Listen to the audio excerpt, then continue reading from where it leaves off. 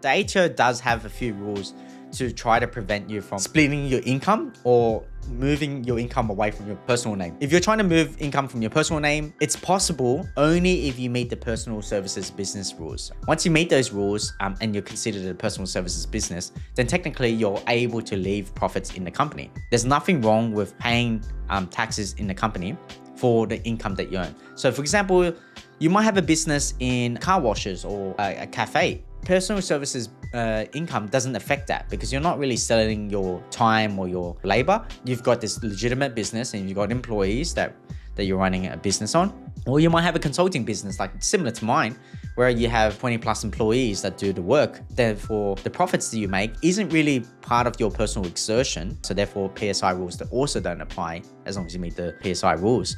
Then you can actually leave the profits in the company. The ATO does not have a rule where it says that you have to pay yourself market salary. The only reason why you need to pay yourself is those PSI rules.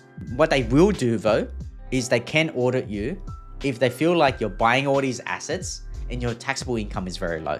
There are a lot of people on the news that get caught out on this. So the ATO and the government and the cops, they also look at that and they would audit you for those reasons because they have access to data matching softwares. And those data matching softwares is just like, other government organizations as well as like other organizations like the banks that provide information to them.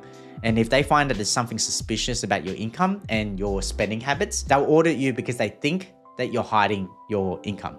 However, if your income is good and you've made income previously and now your income's low, you can still prove that you've actually paid the taxes. The whole point is they're trying to find if you're dodging your taxes, but if you've done everything right, then it's fine. Okay, one last thing though, they can get you on Division 7A. So remember how I told you that you can draw money out of the company? You can reduce your wages to $45,000, which is what we talked about here, right?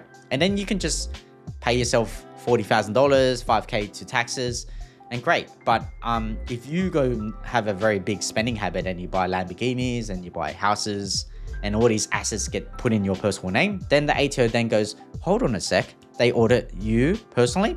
And then they go, we see these deposits coming from, this company, and this company is called ABC Pty Limited. So then they realize that you're a director of and shareholder of ABC.